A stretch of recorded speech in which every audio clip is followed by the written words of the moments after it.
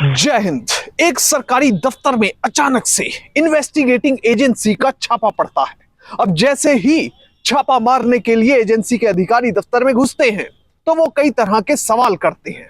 अब सवाल जवाब होते होते तकरीबन 5 से 6 घंटे का समय बीत जाता है।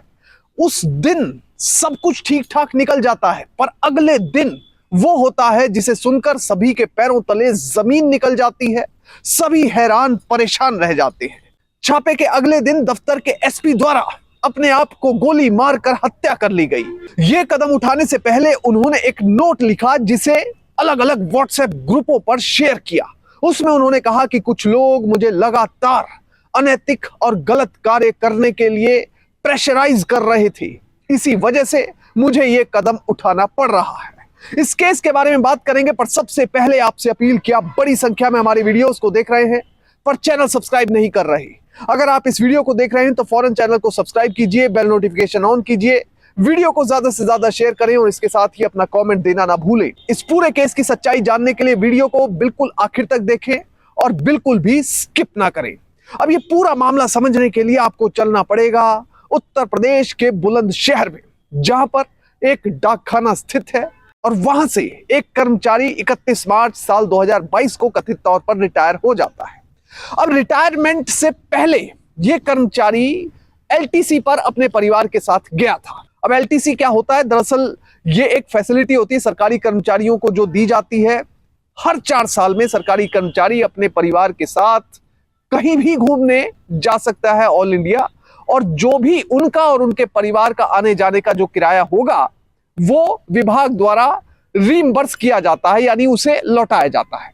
अब इस कर्मचारी के एलटीसी के बिल थे जिसकी फुल फॉर्म होती है लीव टू वर्क कन्वेंस।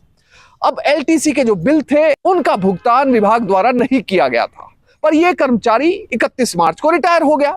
अब रिटायर होने के बाद कथित तौर पर इस कर्मचारी द्वारा दफ्तर के कई चक्कर लगाए गए, पर उसे बार बार कोई नया लॉजिक दे दिया जाता, पर उसे रिम्बर्समेंट का पैसा नहीं मिला। अब लाखों रुपए के बिल थे, बिल छोड़े भी कैसे जाते।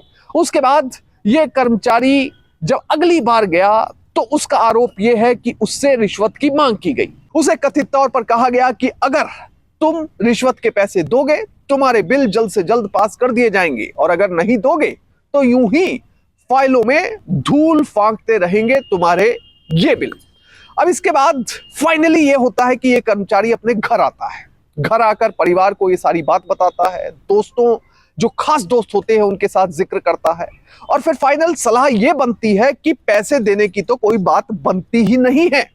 जो सरकारी एंटाइटलमेंट है उसके हिसाब से पैसा मिले, सिर्फ इतनी ही चाहत है।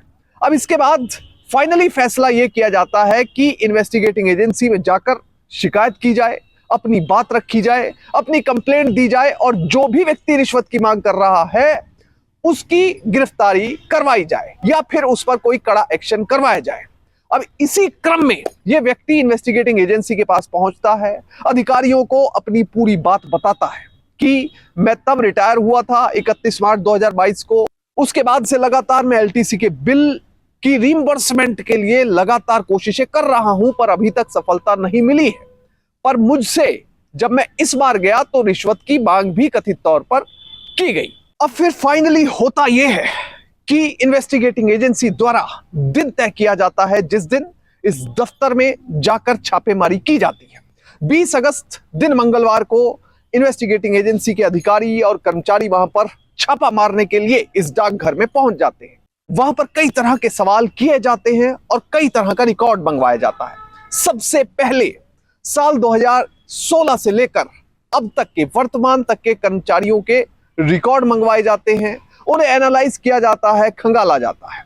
इसके साथ ही दूसरे नंबर पर गबन के पैसे के गबन के आरोप लगे थे, उन्हें उनकी फाइलों को भी ध्यान से इन्वेस्टिगेटिंग एजेंसी के अधिकारी और कर्मचारी देखते हैं। इसके साथ ही तीसरी और जो सबसे अहम बात होती है वो एक डाककर्मी सतीश से जुड़ी हुई होती है, जो आरोप लगाता है कि जो इस डिपार्टमेंट का, इस विभाग का यहां पर अधीक्षक है, उसने निर्धारित से ज्यादा गांव में डाक का वितरण करवाया है।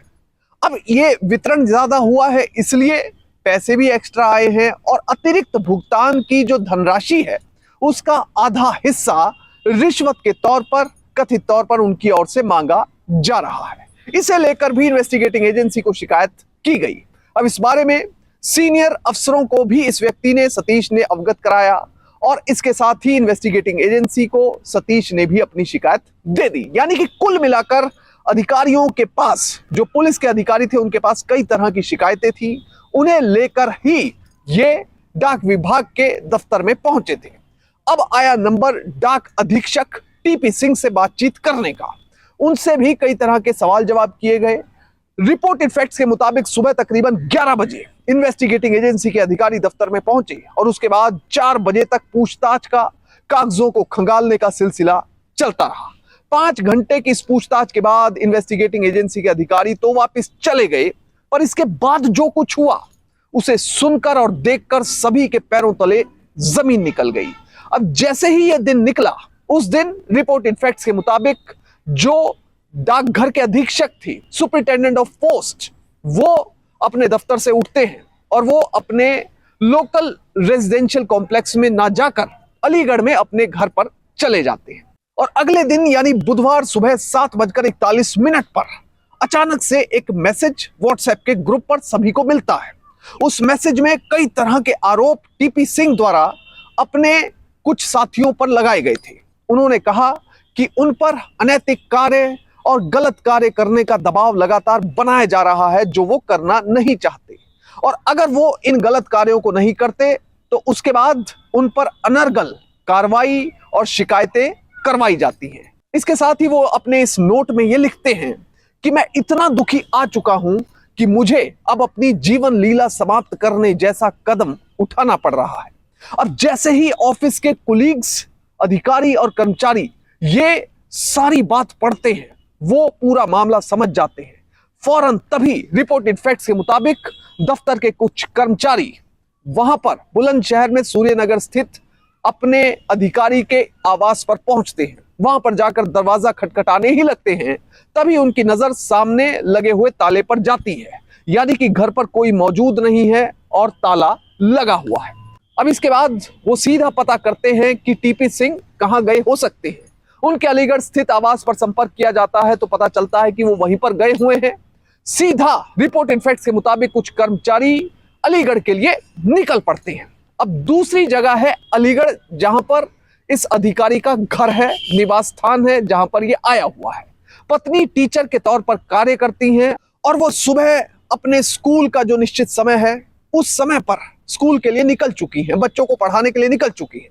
अब टीपी सिंह कथित तौर पर घर पर अकेले हैं और दूसरी तरफ से उनके दफ्तर के कर्मचारी बुलंदशहर से अलीगढ़ के लिए निकल चुके हैं, वो रास्ते में हैं। तभी अचानक से उनके घर से गोलियां चलने की आवाज आती है। अब जैसे ही घर में गोली चलने की आवाज आती है तो पड़ोसी और जान पहचान वाले लोग भी सतर्क हो जाते हैं। पुलिस को संपर्क किया जाता है, पुलिस आती है और बताया जाता है कि इस अधिकारी द्वारा खुद को गोली मारकर आत्महत्या जैसा कदम उठा लिया गया है। अब जिस जिस व्यक्ति को ये बात पता चलती है वो हैरान परेशान रह जाता है कि आखिर इस सीनियर अधिकारी द्वारा ये कदम क्यों उठाया गया, और इसके साथ ही जो विभाग है उसमें भी हड़कंप मच जाता है। अब इस पूरे मामले से हमें सीख क्या मिलती है? हमें सीख ये मिलती है कि कभी भी जीवन में कोई ऐसा अनैतिक कार्य ना करें जिस वजह से आपको कभी भी पछताना पड़े या फिर किसी भी इन्वेस्टिगेटिंग एजेंसी से डरना पड़े। वहीं दूसरी तरफ इस पूरे मामले में एक चीज समझना होगा जो कि बहुत इंपॉर्टेंट है, वो है तनाव। रिपोर्टेड फैक्ट्स के मुताबिक जब दफ्तर में इन्वेस्टिगेटिंग एजेंसी का छापा पड़ा, पुलिसकर्मी आए, अधिकारी आए, तो उसके बाद से टीपी सिंह तनाव में चले गए थे। तनाव से मुक्ति के लिए हमेशा आप एक्सरसाइज करें, अपने आप को पॉजिटिव रखें, क्योंकि तनाव भी कई बार ईमानदार लोगों को भी ऐसे मामलों में हो जाता है, क्योंकि उन्हें यह टेंशन हो जाती है कि इन्वेस्टिगेटिंग एजेंसी के सवालों का जवाब कैसे देंगे, क्योंकि कई बार अपने आप को इनोसेंट प्रूव करने के लिए सही कागज समय पर नहीं मिलते या फिर कुछ कागज फाइलों में लगे ही नहीं होते। पर इसके लिए हमेशा पॉजिटिव रहना जरूरी है और तनाव से बचना जरूरी है। इसलिए हमेशा व्यायाम भी करें, पॉजिटिव भी रहें और अपने जो भी पीयर ग्रुप है उससे लगातार बातचीत करते रहें, जिससे कि आपके जीवन में कोई कम्युनिकेशन गैप या वैक्यूम कभी भी पैदा ही ना हो पाए और कभी भी ऐसी स्थिति ना बने कि आपको कोई गलत कदम उठाना पड़े। जय हिंद।